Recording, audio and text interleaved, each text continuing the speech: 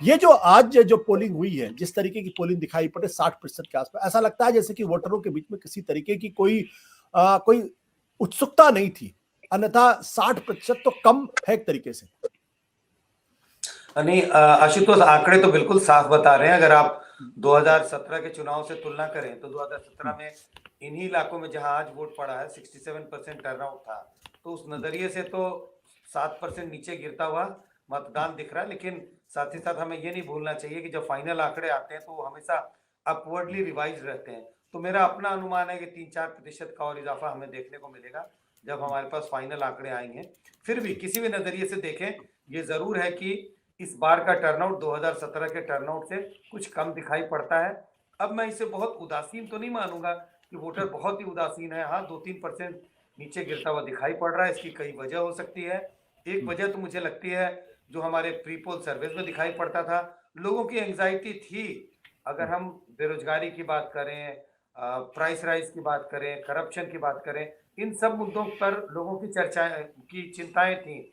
मुझे लगता है कुछ ऐसे वोटर रहे होंगे जो इन चिंताओं से इतने इन चीजों से इतने चिंतित रहे हो कि उन्हें लगा हो कि शायद वोट देने का कोई खास फर्क नहीं है। तो हो सकता है इसके कारण 2-3% का टर्नआउट मुझे दिखाई पड़ता है नीचे। लेकिन जो आमतौर पे चर्चा होती है कि क्या हाई टर्नआउट को हम एंटी इनकम्बेंसी मान लें और लो टर्नआउट को प्रो इनकम्बेंसी मान लें, तो इस चीज से मैं बचना चाहूंगा, क्योंकि आंकड़े इसके बारे में कोई स्पष्ट नहीं दिखाते। टर्नआउट बढ़ता है तो भी सरकारें जीतती हारती हैं, और टर्नआउट गिरता है तो भी सरकारें जीतती हैं और हारती हैं।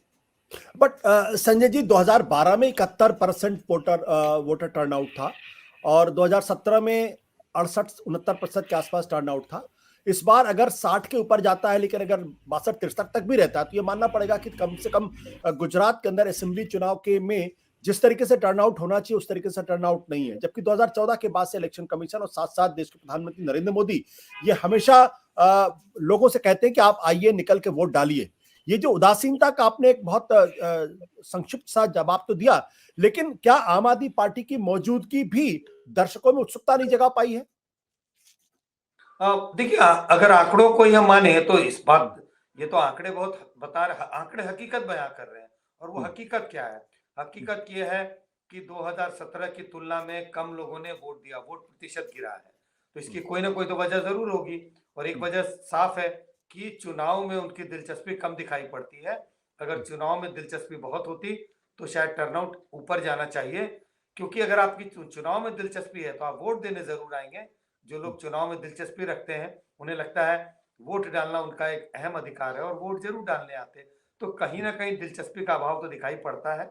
और ये थोड़ी आश्चर्य करने वाली बात है, क्योंकि ये ट्रायंगुलर कंटेस्ट हो रहा था और हम ये मानते हैं कि ट्रायंगुलर कंटेस्ट हो रहा था जिसमें आम आदमी पार्टी अपने तरह से वोटरों को मोबिलाइज कर रही थी। तो अगर आम आदमी पार्टी के लिए बहुत आकर्षण होता तो वोटरों को ज्यादा से ज्यादा संख्या में बूथ पर आना चाहिए था, जो हमें देखने को नहीं मिल रहा है। ये वो इलाका है जहां जो सौराष्ट्र का इलाका माना जाता है, जहां पिछली बार 2017 में कांग्रेस पार्टी को काफी अच्छी सीटें मिली थी, कम से कम बीजेपी से ज्यादा सीटें मिली थी। अब पहले राउंड के पोलिंग के और अब तक का जो आपका एनालिसिस है, जिस तरीके की सर्वे है, क्या आपको दर्शाता है क्या कांग्रेस पार्टी अपनी बढ़त को मेंटेन कर पाएगी या उसमें गिरावट आएगी? और इसका कारण आप क्या समझेंगे अगर गिरावट आती है तो? देखिए, टर्नआउट के आंकड़ों से हम कोई निष्कर्ष पे ना पहुंचे, कम से कम मैं तो नहीं पहुंच रहा हूँ। आपने सौराष्ट्र का जिक्र किया। पिछली बार भी 2017 के चुनाव में देखें तो सौराष्ट्र के इलाके में 64% मतदान हुआ था, जबकि पूरे गुजरात में 68% मतदान था। वहां पिछले बार के चुनाव में भी 4% कम था। जो दूसरा इलाका जहां आज वोट पड़ा है, दक्षिण गुजरात का इलाका, पिछले चुनाव में वहां 71% मतदान था। तो दोनों इलाके मतदान प्रतिशत के हिसाब से अलग अलग दिखाई पड़ते हैं। एक तरफ 64 और दूसरी तरफ 71, दोनों में तकरीबन 7% का फासला है। सौराष्ट्र में कांग्रेस ट्रेडिशनली मजबूत रही है, इसी के लिए पिछली बार भी कांग्रेस को वहां पर सीटें मिली थी। उसके पहले के चुनाव को भी देखेंगे तो कांग्रेस का जिस तरह का भी प्रदर्शन रहा है, उनमें रिलेटिवली उनका प्रदर्शन सौराष्ट्र में बेहतर रहा है। आपका जो सवाल है कि क्या कांग्रेस अपनी पकड़ बनाए रख पाएगी सौराष्ट्र में, मुझे ऐसा तो नहीं लगता, क्योंकि पूरे गुजरात में देखें, अगर हम सौराष्ट्र की अगर बात अभी ना भी करें तो कांग्रेस को भारी नुकसान होता हुआ दिखाई पड़ता है। और इसकी 2-3 वजह है। एक वजह बहुत साफ है, आम आदमी पार्टी वोट काट रही है उनका, आम आदमी पार्टी उनके वोट में सेंधमारी कर रही है, जैसा उन्होंने दिल्ली और पंजाब में भी किया। और दूसरी बात, कांग्रेस जिस तरह से चुनाव लड़ी है, न तो लीडरशिप है, न पार्टी का मोरल है। अगर गुजरात में कांग्रेस के बारे में कोई एक हवा थी, जो कहते हैं ना चुनाव में हवा बनी हुई थी, एक ही हवा थी, कांग्रेस इस चुनाव को जीत नहीं सकती, कांग्रेस जीतने की स्थिति में नहीं है, न लीडरशिप है, न कांग्रेस चुनाव मजबूती से लड़ पा रही है। मुझे लगता है परसेप्शन का एक बहुत इंपॉर्टेंट रोल है चुनाव में, परसेप्शन बिल्डअप करना चाहिए, करना पड़ता है। इसी के लिए जो रैलियां होती हैं और जो मेगा रोड शो होते हैं, वो ये बताने के लिए कि पार्टी चुनावी मैदान में डटी हुई है और दमखम से चुनाव प्रचार कर रही है और उसके जीतने की संभावना है। कांग्रेस ने ऐसा कुछ भी नहीं किया जिससे जनता के बीच में यह भरोसा पैदा हो कि कांग्रेस चुनाव जीत रही है। इसी के लिए उनका जो कोर वोटर भी है, वो उसमें से काफी कुछ खिसक कर आम आदमी पार्टी की तरफ चला गया। संजय जी, एक सवाल और आपसे, उसके बाद मैं बाकी के अपने गेस्ट के साथ पास जाऊंगा। लेकिन पिछले 2-3 दिनों के अंदर ये देखने आया, पहले दौर के वोटिंग के पहले, कि कहीं ना कहीं पूरी की पूरी लड़ाई आम आदमी पार्टी और माफ करिएगा कांग्रेस और बीजेपी के बीच में सिमटती हुई दिखाई। बीजेपी की भी ये कोशिश थी कि वो ये बताने की कोशिश करे कि दरअसल लड़ाई तो कांग्रेस पार्टी और बीजेपी के बीच में और आम आदमी पार्टी कहीं नहीं है। और जिस तरीके का क्या विवाद कांग्रेस पार्टी ने खड़ा किया, भले ही वो चाहे मल्लिकार्जुन खड़गे का बयान हो जिसमें प्रधानमंत्री ने भी जवाब दिया, तो क्या ये लास्ट मिनट में कुछ बदलाव दिखाई पड़ेगा इसमें, या ये जो कंटेस्ट दिखाई पड़ रहा है इसमें?